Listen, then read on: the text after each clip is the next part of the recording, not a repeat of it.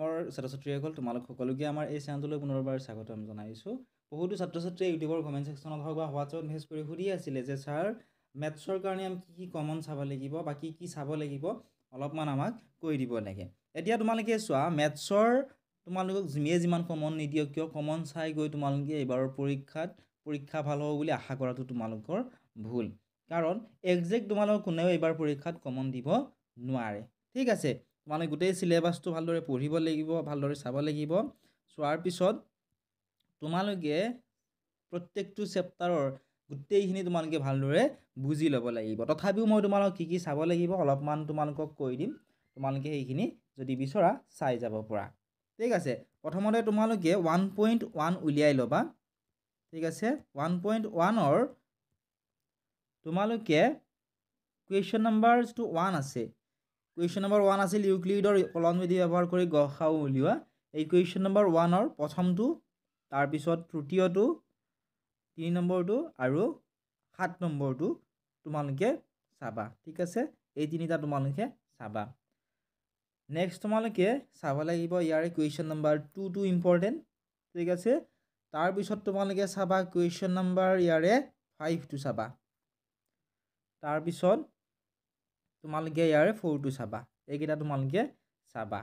ঠিক আছে, তাৰপিছত ইয়াৰে উদাহৰণৰ তোমালোকে অংকবোৰ ভালদৰে চাই যাবা, যিবিলাক ইয়াতে উদাহৰণ দি থোৱা আছে। ঠিক আছে, তোমালোকে ইয়াৰে উদাহৰণ এইটো 3 যিটো আছে এই 3টো চাবা। উদাহৰণ 3 দেখুওৱা যে যিকোনো যোগাত্মক অখণ্ড সংখ্যাই 4q + 1 নাইবা 4q + 3 আৰ্হিৰ য'ত q এটা কোনোবা এটা অখণ্ড সংখ্যা। ঠিক আছে, তোমালোকৰ বাবে এইকেইটা ইম্পৰ্টেণ্ট হয়। নেক্সট তোমালোকে পাবা 1.2 অনুশীলনী 1.2ৰ তোমালোকৰ বাবে ইম্পৰ্টেণ্ট হৈছে ইয়াৰে 2 নম্বৰটো ইম্পৰ্টেণ্ট, ইয়াৰ পৰা অহাৰ চান্স আছে এইবাৰ পৰীক্ষাত। আৰু ইয়াৰে 4 নম্বৰটো তোমালোকৰ বাবে ইম্পৰ্টেণ্ট। ঠিক আছে, তোমালোকে চাবা। নেক্সট তোমালোকে ইয়াতে থকা এইটো চাই যাবা, ৰ'দটো অপৰিমেয়, এইটো চাই যাবা। এইটো ইম্পৰ্টেণ্ট হয় তোমালোকৰ এইবাৰৰ পৰীক্ষাৰ কাৰণে। ঠিক আছে, সেইটো তোমালোকে ভালদৰে চাই যাবা। আৰু উদাহৰণ 9টো চাই যাবা, প্ৰমাণ কৰা যে √3 অপৰিমেয়। এই দুটা তোমালোকে চাই গ'লে ইয়াৰ পৰা যদিও তোমালোক কুৱেশ্যন বনাই দিয়ে তোমালোকে ইয়াৰ পৰা ধুনীয়াকৈ লিখিব পাৰিবা। আৰু উদাহৰণকেইটা তোমালোকে চাবাই, উদাহৰণকেইটা বহুত বেছিয়ে ইম্পৰ্টেণ্ট হয় ইয়াতে থকা। ঠিক আছে, এই উদাহৰণকেইটা তোমালোকে চাব লাগিব। উদাহৰণকেইটা তোমালোকে কিন্তু মিছ নকৰিবা, তোমালোকে অলপমান চাই গ'লে তোমালোকৰ বহুতখিনি মনত ৰৈ যাব। নেক্সট তোমালোকে পাবা দ্বিতীয়টো অধ্যায়। দ্বিতীয়টো অধ্যায়ৰ নাম হৈছে পলিনমিয়েলছ অৰ্থাৎ বহুপদ। ইয়াৰে তোমালোকে উদাহৰণ 2টো চাবা তোমালোকে। ঠিক আছে, পেজ নম্বৰ 56ত থকা উদাহৰণ 2 চাবা। এইটো উদাহৰণ তোমালোকৰ বাবে ইম্পৰ্টেণ্ট হয়। তাৰপিছত তোমালোকে চাবা ইয়াৰে উদাহৰণ ইয়াতে থকা যিটো 7 নম্বৰ উদাহৰণ আছে। ঠিক আছে, 7 নম্বৰ উদাহৰণটো তোমালোকে ইয়াতে পাবা। 6 নম্বৰ 7 নম্বৰ উদাহৰণটো তোমালোকৰ বাবে ইম্পৰ্টেণ্ট হয়। ঠিক আছে, এই যিটো উদাহৰণ দিয়া আছে এই উদাহৰণটো তোমালোকৰ বাবে ইম্পৰ্টেণ্ট, তোমালোকে এইটো উদাহৰণ চাবা। তাৰপিছত ইয়াতে থকা যিটো 8 নম্বৰ যিটো উদাহৰণ আছে পেজ নম্বৰ তোমালোকে উলিয়াই ল'বা। পেজ নম্বৰ হৈছে 61ত থকা উদাহৰণ 8টো তোমালোকে চাবা, ভালদৰে চাবা। ঠিক আছে, লগতে তোমালোকৰ বাবে ইম্পৰ্টেণ্ট হৈছে ইয়াৰে 2.3ৰ 1 নম্বৰটো চাবা। 1 নম্বৰটো তোমালোকৰ বাবে ইম্পৰ্টেণ্ট হয়। তাৰপিছত তোমালোকে চাবা 2.3ৰ কুৱেশ্যন নম্বৰ 3টো চাবা, 3টো ইম্পৰ্টেণ্ট, 4টো ইম্পৰ্টেণ্ট। তাৰপিছত আৰু তোমালোকে ইয়াৰে 6ৰ কুৱেশ্যন নম্বৰ 6ৰ প্ৰথম দুটা চাবা, এইটো আৰু এইটো চাবা তোমালোকে। ঠিক আছে, তাৰপিছত কুৱেশ্যন নম্বৰ 7ৰ প্ৰথমটো চাবা। এইটো কুৱেশ্যনৰ এইটো চাই যাবা, এইটো ইম্পৰ্টেণ্ট তোমালোকৰ এইবাৰৰ পৰীক্ষাৰ বাবে। ইয়াৰ পৰা তোমালোকৰ 4 নম্বৰৰ প্ৰশ্ন এটা আহিব পাৰে। ঠিক আছে, তো তোমালোকে উদাহৰণকেইটা কিন্তু তুমি মিছ নকৰিবা, উদাহৰণকেইটা ধুনীয়াকৈ তোমালোকে পঢ়িবা। নেক্সট তোমালোকে পাবা চেপ্টাৰ 3 অৰ্থাৎ তৃতীয়টো অধ্যায় পাবা। তৃতীয়টো অধ্যায় হৈছে দ্বিতীয় চলকত ৰৈখিক সমীকৰণৰ জোৰ, pair of linear equations in two variables. ইয়াৰে তোমালোকে 3.2 অনুশীলনী 3.2 কুৱেশ্যন নম্বৰ 1টো চাবা। কুৱেশ্যন নম্বৰ 1টো ইম্পৰ্টেণ্ট হয়। তাৰপিছত তোমালোকে চাবা ইয়াৰে কুৱেশ্যন নম্বৰ 5টো চাবা। 5টো তোমালোকৰ বাবে ইম্পৰ্টেণ্ট। ঠিক আছে। তাৰপিছত তোমালোকে উদাহৰণৰ চাব লাগিব। উদাহৰণত কি চাব লাগিব কোৱাৰ আগতে তোমালোকে অনুশীলনী 3.3ৰ 2 নম্বৰটো চিন দি ল'বা। এইটো তোমালোকৰ বাবে ইম্পৰ্টেণ্ট হয়, তোমালোকে এইটো চাব লাগিব। ঠিক আছে। নেক্সট তোমালোকে উদাহৰণ 13টো উলিয়াই লোৱা। পেজ নম্বৰ হৈছে 85। উদাহৰণ 13টো তোমালোকে চাবা, পেজ নম্বৰ 85ৰ। এইটো উদাহৰণ তোমালোকৰ বাবে ইম্পৰ্টেণ্ট হয় এইবাৰৰ পৰীক্ষাৰ বাবে। লগতে তোমালোকে উদাহৰণ নম্বৰ 16 উলিয়াই ল'বা। ঠিক আছে, 16 উলিয়াই ল'বা। ইয়াতে থকা এই উদাহৰণটো, উদাহৰণ 16, এইটো ইম্পৰ্টেণ্ট তোমালোকৰ এইবাৰৰ পৰীক্ষাৰ বাবে। ঠিক আছে। তাৰপিছত তোমালোকে উলিয়াই ল'বা 3.5। 3.5ৰ কুৱেশ্যন নম্বৰ 3টো তোমালোকৰ বাবে ইম্পৰ্টেণ্ট হয়। পেজ নম্বৰ হৈছে 93।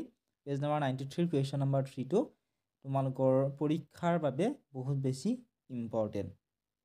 নেক্সট তোমালোকে ইয়াতে থকা উদাহৰণ নম্বৰ 19টো উলিয়াই লোৱা। উদাহৰণ নম্বৰ 19, এইটো এই উদাহৰণ ইম্পৰ্টেণ্ট হয়। মনত ৰাখিবা এইবাৰ যিহেতু কুৱেশ্যন পেটাৰ্ণ তোমালোকৰ চেঞ্জ কৰি দিয়া হৈছে, যিকোনো কুৱেশ্যন তোমালোকক দিব পাৰে। গতিকে তোমালোকে উদাহৰণখিনি ভালদৰে চাই যাব লাগিব। উদাহৰণৰ অংকবিলাক তোমালোকে কিন্তু মিছ নকৰিবা। তোমালোক মই বাৰে বাৰে কৈ আছোঁ, উদাহৰণখিনি ভালদৰে চাবাই তোমালোকে। নেক্সট পাবা তোমালোকে 3.6। 3.6ৰ তোমালোকে কুৱেশ্যন নম্বৰ 1ত প্ৰায় 8টা কুৱেশ্যন আছে। ইয়াৰে তোমালোকে এইটো কুৱেশ্যন এই দুটা চাবা। তাৰপিছত তোমালোকে চাবা 6 নম্বৰটো, তাৰপিছত 4 নম্বৰটো। এই 4টা কুৱেশ্যন তোমালোকে 3.6ৰ চাই যাবা। এইকেইটা কুৱেশ্যন তোমালোকৰ বাবে ইম্পৰ্টেণ্ট হয়। ঠিক আছে। নেক্সট তোমালোকে পাবা চতুৰ্থটো অধ্যায়। চতুৰ্থটো অধ্যায়ৰ নাম হৈছে দ্বিঘাত সমীকৰণ, কোৱাড্ৰেটিক ইকুৱেশ্যনছ। দ্বিঘাত সমীকৰণৰ বা চতুৰ্থটো অধ্যায়ৰ তোমালোকে উদাহৰণত কি চাব লাগিব কৈ দিছোঁ। তাৰ আগতে 4.1ৰ 1 নম্বৰৰ 2 নম্বৰটো, তাৰপিছত 8 নম্বৰটো আৰু 3 নম্বৰ, এই তিনিটা তোমালোকে চাবা। আশা কৰিছোঁ তোমালোকে বুজি পাইছা। তাৰপিছত তোমালোকে উদাহৰণ উলিয়াই লোৱা। উদাহৰণৰ তোমালোকে উদাহৰণ নম্বৰ 5টো উলিওৱা। উদাহৰণ 5, এইটো ইম্পৰ্টেণ্ট হয়। এইটো দ্বিঘাত সমীকৰণৰ মূল উলিওৱা। এইটো কুৱেশ্যন তোমালোকৰ বাবে ইম্পৰ্টেণ্ট হয়। নেক্সট তোমালোকে উদাহৰণ নম্বৰ উলিয়াই ল'বা।